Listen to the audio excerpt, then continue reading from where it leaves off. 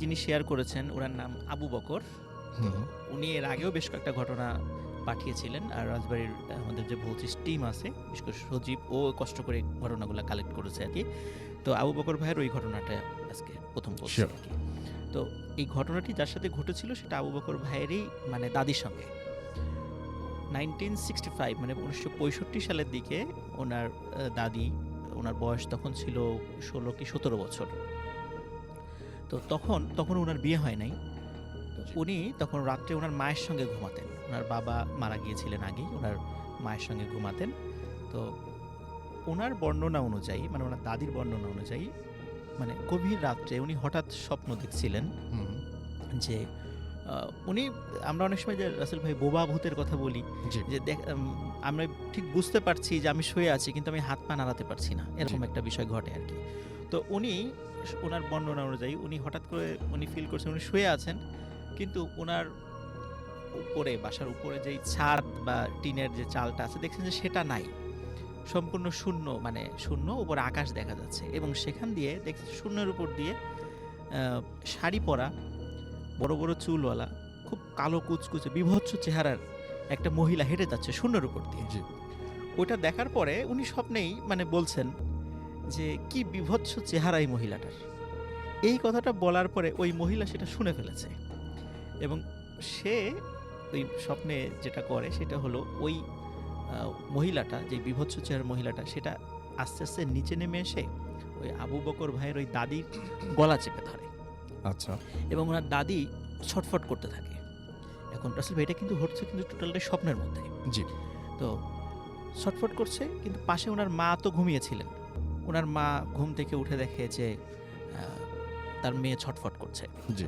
তখন উনি যেটা দেখেন সেটা হলো যে ওনার মেয়ে, মানে আবু বকর ভাইয়ের দাদি, যে উনি নিজেই নিজের 2 হাত দিয়ে নিজের গলাটা চেপে ধরেছে এবং নিজেই নিজের গলাটা চাপ দিয়ে মানে আত্মহত্যার চেষ্টা করছে। তখন উনি তাড়াতাড়ি চিৎকার চেঁচামেচি করতে থাকেন, মানে ওনার মা, আশেপাশ থেকে লোক চলে আসে, সবাই পানি ছিটা দেয় এবং অনেক চেষ্টা করে 2 হাত গলার থেকে ছাড়ায়। উনি আচ্ছা। জিজ্ঞেস করে কি হয়েছে, তখন বলে যে আমি তো এরকম স্বপ্নে দেখেছি। হুম, তো সবাই বলে ও এটা তো কোনো ব্যাপার না, এটা তো বোবা ভূতের মানে বোবা ভূত বা বোবা চিন ধরে, হুম, এরকম তো হওয়ার হামেশাই ঘটে, এটা তেমন কিছু না, এটা বলে সবাই মোটামুটি বিষয়টা খুব স্বাভাবিকভাবেই নেয় আর কি, কেউ এটা অস্বাভাবিকভাবে নেয়নি। জি। এরপর থেকে রাসেল ভাই ঘটনাটার সূত্রপাত হয়। সেটা হলো যে এর পরের দিন থেকেই মানে আবু বকর ভাইয়ের দাদির ক্ষুধাটা অস্বাভাবিক রকমের বেড়ে যায়। উনি স্বাভাবিকভাবে যে খাবারগুলো খেতেন হুম, এর থেকেও অনেক বেশি খাবার খাচ্ছিলেন। আচ্ছা। এখন সবাই চিন্তা করেছে যে হয়তোবা কোনো কারণে বেশি খাচ্ছে, কিন্তু এত পরিমাণ অস্বাভাবিক বেশি খাচ্ছিলেন, দেখা যাচ্ছে ওনার বাড়ি তো মানে জয়েন্ট ফ্যামিলি ছিল, হুম, 15-16 জনের খাবার রান্না করা হতো। জি। দেখা যাচ্ছে 15-16 জনের খাবার উনি একাই খেয়ে ফেলছেন। এইটা কিন্তু যেহেতু গ্রামের মানুষদের মধ্যে তো কিছু ওনারা বিশেষ করে জিন টিন এই বিষয়গুলো একটু মানে বেশি বিশ্বাস করেন। তখন আশেপাশের লোকজন বলল যে এটা তো স্বাভাবিক মনে হচ্ছে না, হুম, আপনি মানে ওনার আবু বকর ভাইয়ের দাদির যে বাবা, তাকে বলল যে আপনি ওকে ভালো একটা হুজুর দেখান। জি। তো হুজুর দেখালো, সে বলল তেমন কিছু না, এমনি ঝাড়ফুঁক করে দিলাম ঠিক হয়ে যাবে। প্রথম কয়েকদিন ঝাড়ফুঁকে মোটামুটি স্বাভাবিক ছিল। এরপরে অবস্থা আরও শোচনীয় হয়। আগে তো রাসেল ভাই রান্না করা খাবার খেত। এরপরে যেটা হয় সেটা হচ্ছে যে ওনাদের মানে সাধারণত গেরস্ত বাড়িতে কিন্তু মানে হাঁস, মুরগি, কবুতর, গরু ছাগলের পাশাপাশি কিন্তু এগুলোও পালা হয়। তখন ওনার দাদি সবার সামনে যেটা করতেন সেটা হলো দেখা যাচ্ছে মুরগি দৌড়ে যাচ্ছে, উনি খপ করে মুরগিটাকে ধরে ফেলতেন, ধরে সবার সামনেই ওই মুরগিটাকে কাঁচা খাওয়া শুরু করতেন। তখন এই দৃশ্য দেখে আসলে সবাই ভয় পেয়ে যান যে না, আসলেই ওনার সাথে মানে অন্য রকমের কিছু আছে, এটা সাধারণ কোনো বিষয় হচ্ছে না, এটা আস্তে আস্তে খারাপ আচ্ছা। দিকে যাচ্ছে। তখন আহ, বেশ পার্শ্ববর্তী উপজেলার একজন খুব নামকরা একজন হুজুরের শরণাপন্ন হন। তো উনি এসে বলেন যে ঠিক আছে, আমি একটা কাজ করছি, আমি এই বাড়িটাকে বন্ধ দিয়ে দিচ্ছি। সাধারণত আমরা ওই যে অনেক সময় দেখি যে বাড়ি বন্ধের বিভিন্ন রিচুয়ালগুলো করা হয়, বিভিন্ন প্রক্রিয়াগুলো করে বাড়ি বন্ধ করা হয়। তখন বলে যে এখানে তো ওই কিছু দুষ্টু জিনের উপদ্রব আছে, বাড়িটা বন্ধ করে দিলে এরা আসতে পারবে না। তখন বাড়ির বন্ধর যেই প্রক্রিয়াটা ছিল রাসেল ভাই, এটা হয়তো বা অনেকেই জেনে থাকবেন, সেটা হচ্ছে যে বড় বড় 4টি পেরেক বাড়ির চারদিকে গাড়া হবে, পুঁতে ফেলা হবে এবং ওই সময় আজান দেয়া হবে। এটা হবে গভীর রাত্রে। তো ঠিকই রাসেল ভাই, গভীর রাত্রে যখন এই প্রক্রিয়াটা শুরু করা হলো, তখন সবাই সবাই ফিল করছিল যে কালবৈশাখী ঝড়ের মতো বাড়ির উপর দিয়ে কি যেন বয়ে যাচ্ছে। তো যাই হোক, মোটামুটি বাড়ি বন্ধের প্রক্রিয়াটা সম্পন্ন হয়। এরপরে ৩ থেকে ৪ মাস কোনো কিচ্ছু ছিল না, একদম স্বাভাবিক। তো এরপরে সবাই চিন্তা করে যে এনাকে একটু দ্রুত বিয়ে দিয়ে দিতে হবে, হয়তো বা বিয়ে দিলে হয়তো এই বিষয়টা স্বাভাবিক হয়ে যাবে, এরকম চিন্তা করে পরিবার থেকে। এবং সত্যি তাই রাসেল ভাই, ওনার কয়েকটা গ্রাম পরেই ওনার বিয়ে হয়ে যায় এবং খুব দ্রুতই বিয়ে হয়ে যায় আর কি। তো বিয়ে হয়ে যাওয়ার পরে ওই ফ্যামিলির লোকজন আবার এই বিষয়গুলো জানতেন না, যে এই বিষয়গুলো যে ওনার সাথে ঘটেছে এগুলো জানতেন না, এই বিষয়টা আসলে তারা গোপন করেন। তো ওখানে যাওয়ার মোটামুটি রাসেল ভাই ৩ থেকে ৪ মাস ওই ফ্যামিলিতে আবার ভালো ছিল, উনি একদম স্বাভাবিক নর্মাল, কেউ কোনো কিছু বুঝতে পারেনি। এরপর থেকে ওই ফ্যামিলিতে কিছু ঘটনা ঘটা শুরু হয়। যেমন, তো আবু বকর ভাইয়ের দাদি যখন বিয়ে হয়ে যায়, তো ওনার দাদা যখন পাশে দেখা যাচ্ছে যে শুয়ে আছেন, হঠাৎ করে দাদা ফিল করছেন যে তার স্ত্রী পাশে নাই। আচ্ছা, কিন্তু ঘরের দরজা তো বন্ধ, তাহলে কোথায় গেল? তখন উনি সবাইকে ডেকে তোলেন যে কোথায় গেল, ঘরের দরজা বন্ধ, কোথাও খুঁজে পাওয়া যায় না। আচ্ছা, তখন সবাই হারিকেন নিয়ে, ওই সময় হ্যাচাক বাতিও ছিল, তখন এরকম হ্যাচাক বাতি নিয়ে সবাই খুঁজতে বের হলো। ওই ওনাদের বাড়ি থেকে প্রায় আধা কিলোমিটার দূরে ফেলুর বাঁশবাগান নামে একটা বাঁশবাগান আছে। খুব মানে দিনের বেলা ওই বাঁশবাগানের লোকজন যেতে ভয় পায়, রাতের বেলা তো প্রশ্নই আসে না। খুঁজতে খুঁজতে শেষ পর্যন্ত ওই ফেলুর বাঁশবাগানে গিয়ে ওই আবু বকর ভাই দাদিকে অচেতন অবস্থায় পাওয়া যায়। সেখান থেকে তাকে তুলে নিয়ে আসা হয়, কিন্তু উনি কিছুই বলতে পারেন না। উনি বলেন যে আমি তো ঘুমাচ্ছিলাম, তারপরে কি হয়েছে আমি কিছুই জানি না। এইভাবে রাসেল ভাই প্রায়শই উনি হঠাৎ করে রাতের বেলা ঘর থেকে উধাও হয়ে যেতেন। আচ্ছা, এবং ওনাকে বিভিন্ন জায়গায়, মানে এমন এমন ওই গ্রামের এমন এমন সমস্ত ভয়ঙ্কর জায়গা যেখানে দিনের বেলার লোকজন হাঁটাহাঁটি কম করে, দেখা যায় কখনো বাঁশবাগানে, কখনো বটগাছের নিচে, এরকম নদীর পাড়ে, এরকম জায়গাগুলোতে তাকে পাওয়া যেত। এর ভিতরে রাসেল ভাই কি হয়, মাঝখানে 2 দিন ওনার কোনো খবরই ছিল না।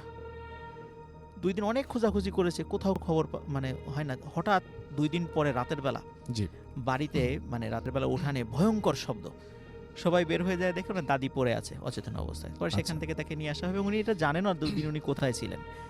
এখন রাসেল ভাই এই যে সমস্যাটা হচ্ছিল, এখন এটা তো সমাধান করা প্রয়োজন, যে এরকম তো চলতে দেওয়া যায় না। তখন উনি অনেক, ওনার হাজব্যান্ড অনেক তান্ত্রিক দেখান, কবিরাজ দেখান, ভালো ভালো আলেমদের শরণাপন্ন হন, কিন্তু কিছুতেই হয়তো 2-1 দিন ভালো থাকে, তারপর আবার যা তাই, মানে একই রকমের সমস্যা হচ্ছিল। এবং তারপর ডাক্তারও দেখান, ডাক্তার ওনার বডি চেক আপ করে বলেন যে আপনার স্ত্রী বেশি দিন বাঁচবে না, খুব তাড়াতাড়ি মারা যাবে, বড় জোর 2 মাস। আচ্ছা, তো এটা করে ওই আবু বকর ভাইয়ের দাদা খুব মানে মুষড়ে পড়েন এই ব্যাপারটা শুনে। তখন উনি একজন ভালো ইমাম সাহেবের একজন খবর পান, তার কাছে যান। কিন্তু ওই ইমাম সাহেব বললেন যে আসলে এই রোগের মানে এই রোগীর ট্রিটমেন্ট আমি করতে পারবো না। তো উনি আরেকজন মাগুরা জেলার, মানে মাগুরা যে জেলা, এই বাস স্ট্যান্ড থেকে 5 কিলোমিটার পূর্বে একটি কবরস্থান আছে। তো ওই কবরস্থানের পাশে একটা মসজিদ আছে, ওই মসজিদের একজন ইমাম সাহেবের ঠিকানা দেন, যে ওইখানে যান, হয়তোবা উনি এই ট্রিটমেন্টটা করতে পারবেন। তো ওনারা সত্যি সেখানে যান। তো ইমাম সাহেবকে দেখে আসলে খুবই অবাক হন ওনারা।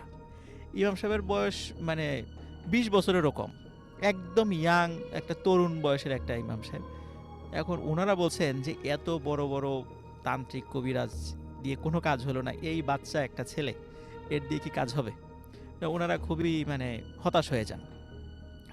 তারপরও বলেন যে এই সমস্যা, কিন্তু ওই বাচ্চা যে ইমাম সাহেব, উনি এটা রাজি হন না কাজটা করতে, বলে যে না, এই কাজটা আমি আসলে করতে পারবো না, আপনারা চলে যান, এটা আমি করব না। আচ্ছা, কেন অত ব্যাখ্যা ট্যাখ্যা দেন নাই।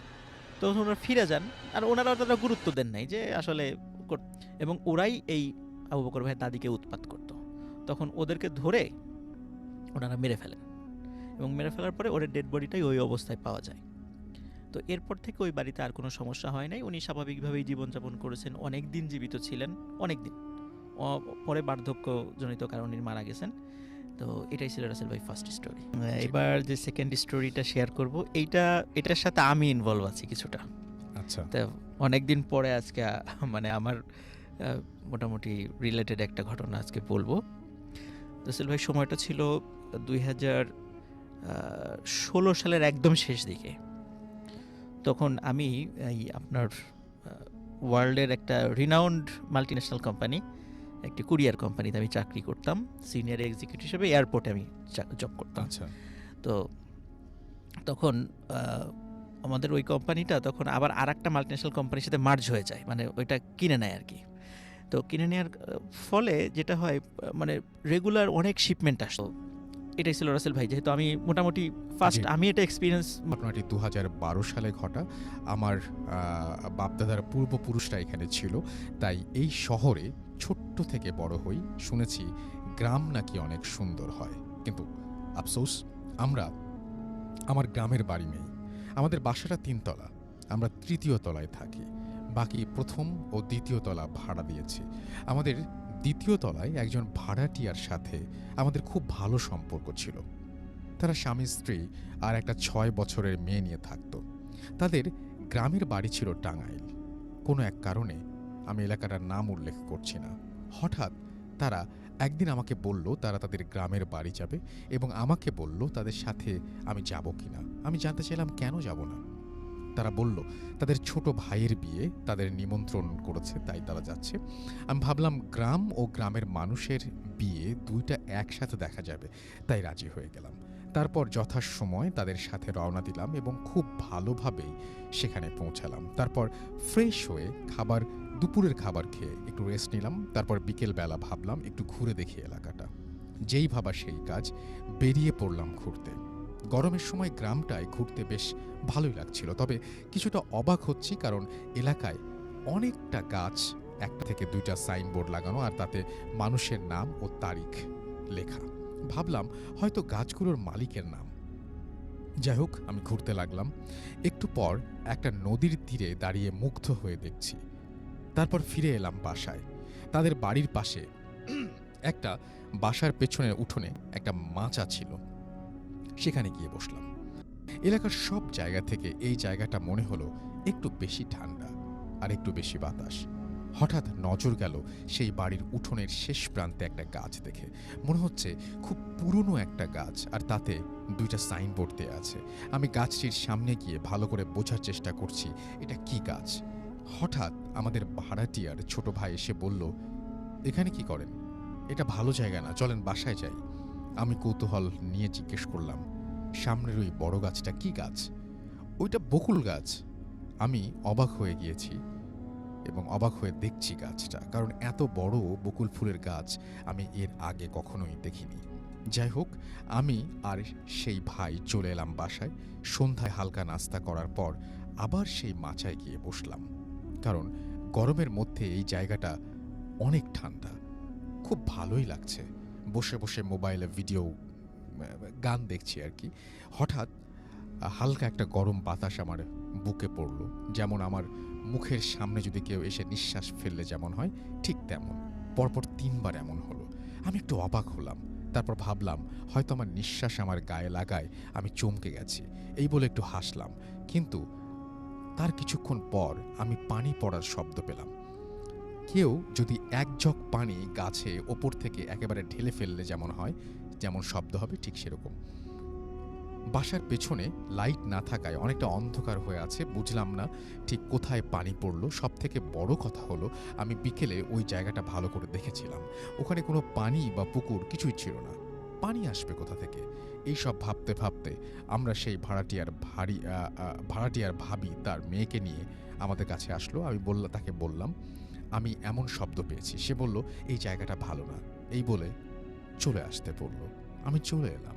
বলে রাখা ভালো যে গ্রামের অধিকাংশ বাড়ি টিন শেডের।